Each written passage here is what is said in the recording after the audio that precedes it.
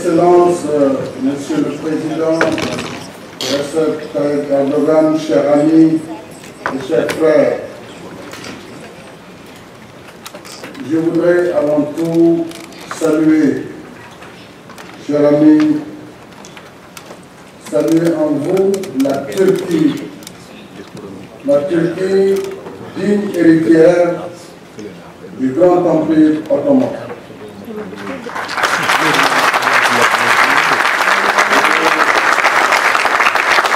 Je salue et apprécie particulièrement votre leadership dynamique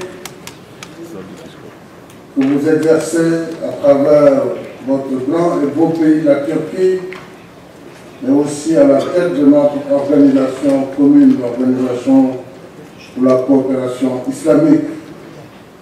Et je partage entièrement les points de vue que vous venez d'évoquer sur la nécessité d'une réforme hardie du Conseil de sécurité des Nations Unies, le continent africain, dans une grande unanimité, a exigé que les règles de 1945 ne puissent plus gouverner le monde d'aujourd'hui, et à travers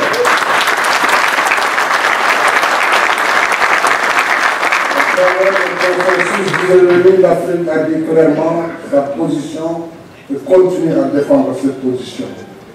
Je pense que sur la Palestine et sur d'autres questions internationales, nous partageons les mêmes points de vue. Monsieur le Président, chers amis et chers frères, Monsieur le Premier ministre, Mesdames et Messieurs les ministres, Excellences, Mesdames, Messieurs les ambassadeurs, distingués membres du secteur privé turc et sénégalais,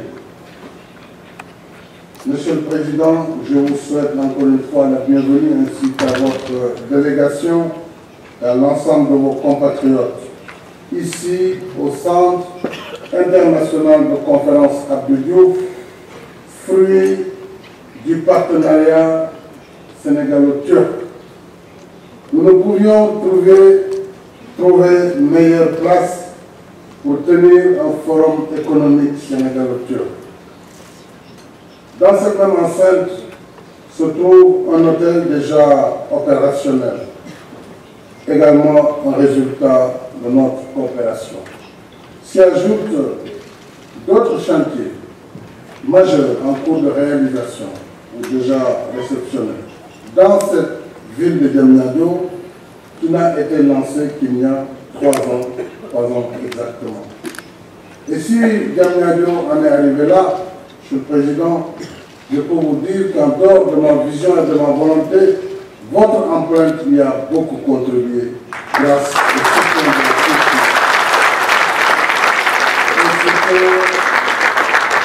de la Exim Bank Turquie et surtout de vos dynamiques d'entreprises qui ont su travailler selon le rythme souhaité par le Sénégal, c'est-à-dire le fast track.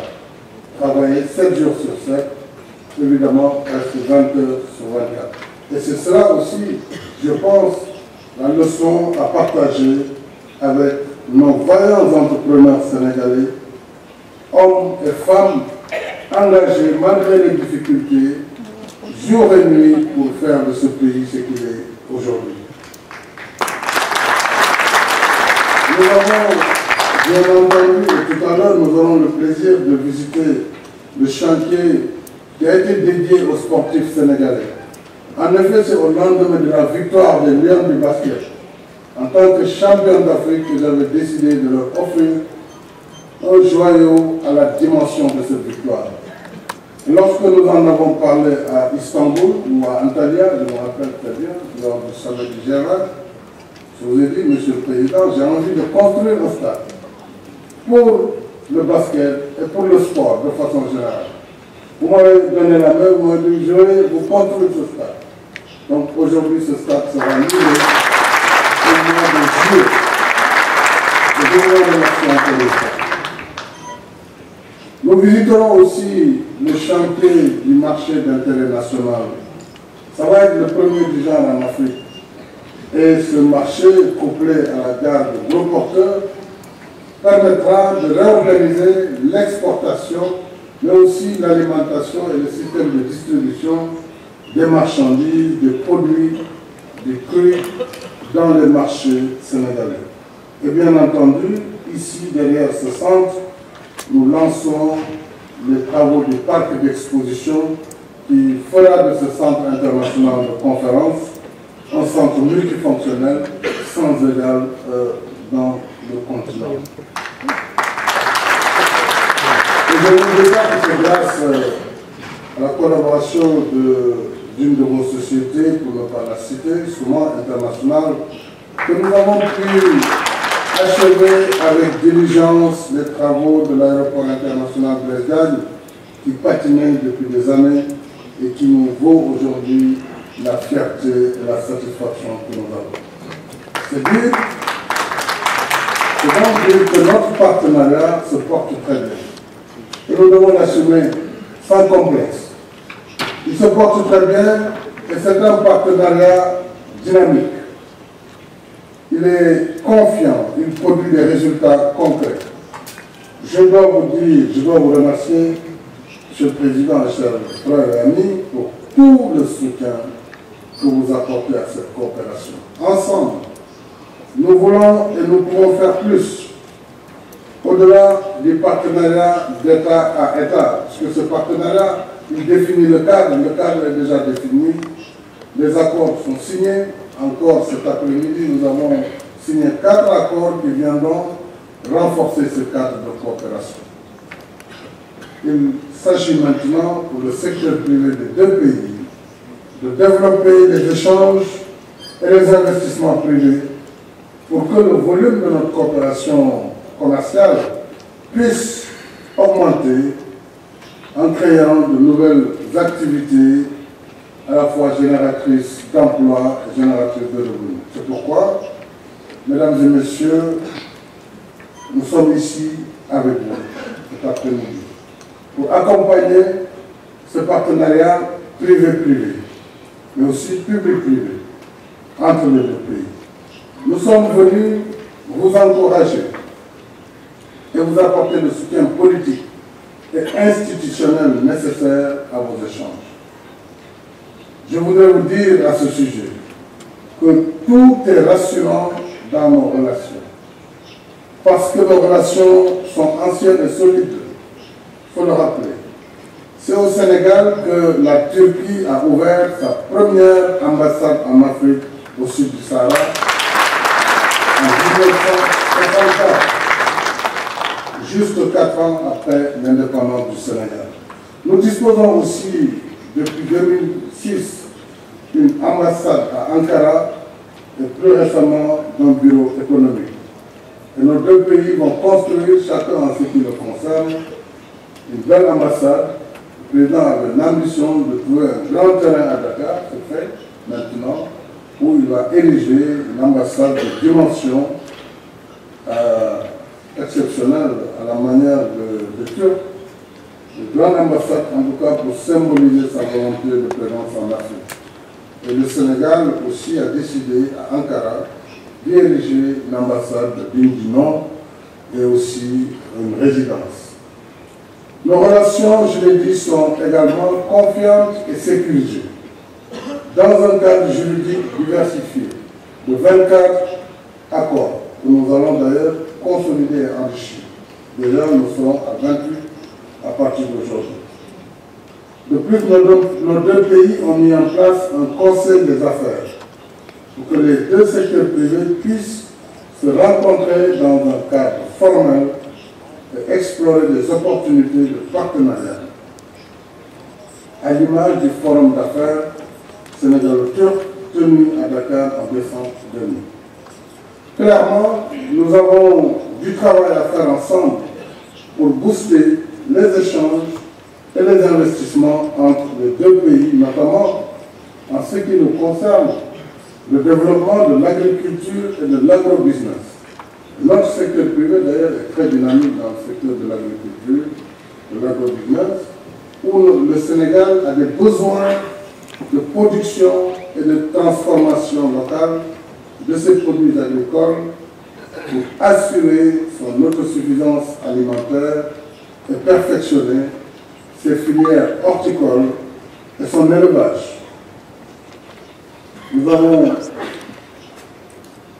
nous voulons aussi mécaniser davantage notre secteur primaire, notre agriculture, y compris par l'utilisation plus intensive de matériel agricole de transformation.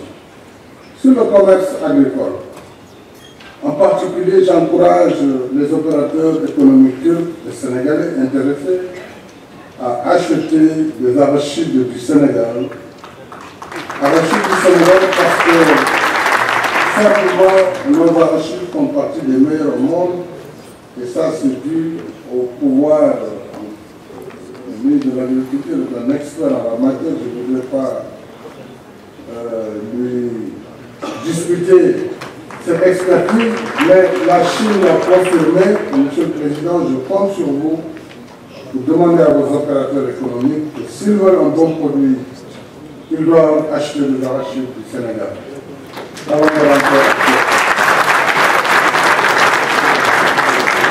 Le secteur des mines et de l'énergie constitue également des secteurs d'opportunité.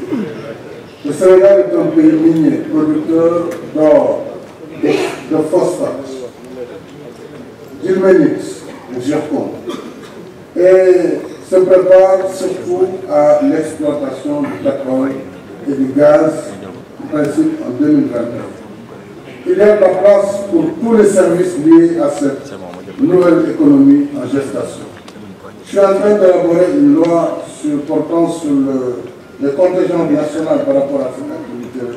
Donc les entreprises privées sénégalaises devront trouver des partenaires justement dans ce secteur de la logistique et de l'accompagnement, que ce soit dans le transport, dans la transformation et dans tous les secteurs liés à l'industrie du pétrole et du gaz. Je pourrais aussi mentionner un secteur très dynamique, le tourisme. Le tourisme, notamment par la réalisation de réceptacles hôteliers de différents standings comme la Turquie, chez le frère d'ailleurs. Et le Sénégal est une plateforme de tourisme d'affaires qui accueille plusieurs rencontres internationales par an. Et nous avons des besoins en matière, des besoins d'hôtellerie. Et ça, ce n'est pas à l'État de le faire. Jusque-là, nous avons pu intervenir ça et là, mais c'est le rôle du secteur privé de développer l'activité hôtelière afin que nous puissions accompagner la volonté de développement du tourisme du Sénégal, au Sénégal.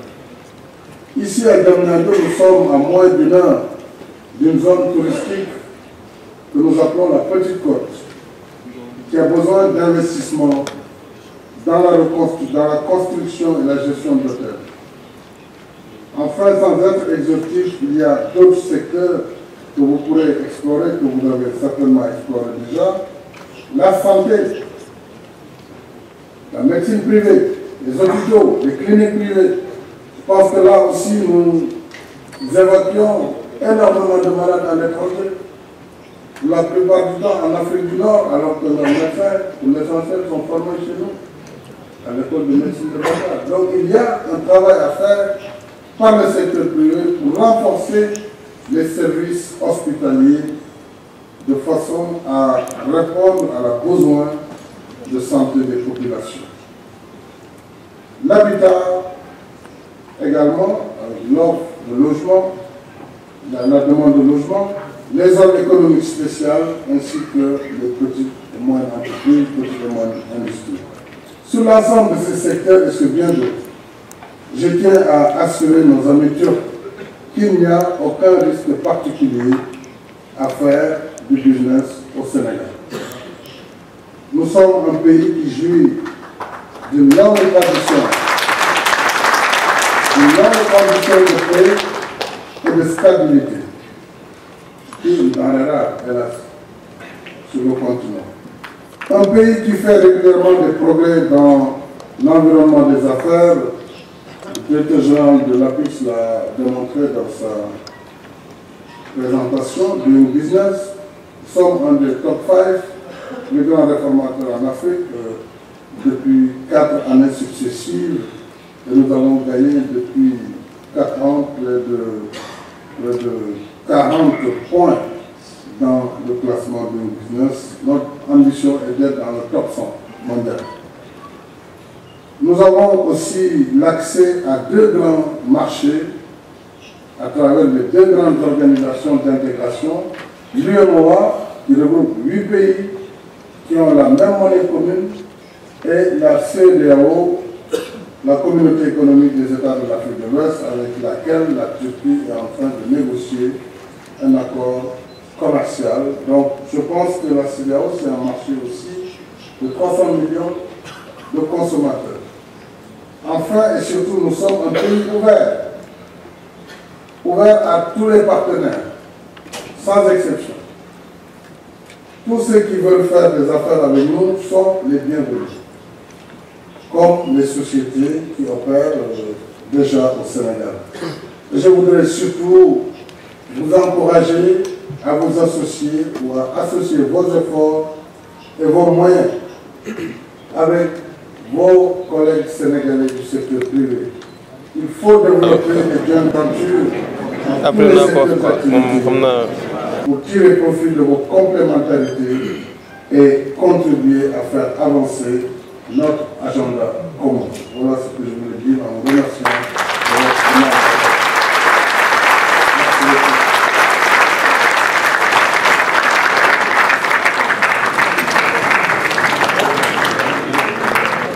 Je prie l'assistance de bien vouloir se lever au nom du chef d'État. Vous quittez la salle.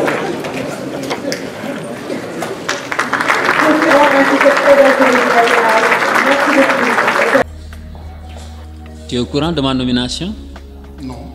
C'est sur leral.net. Tu as ma nomination? Déedéet. Tu es sur leral.net?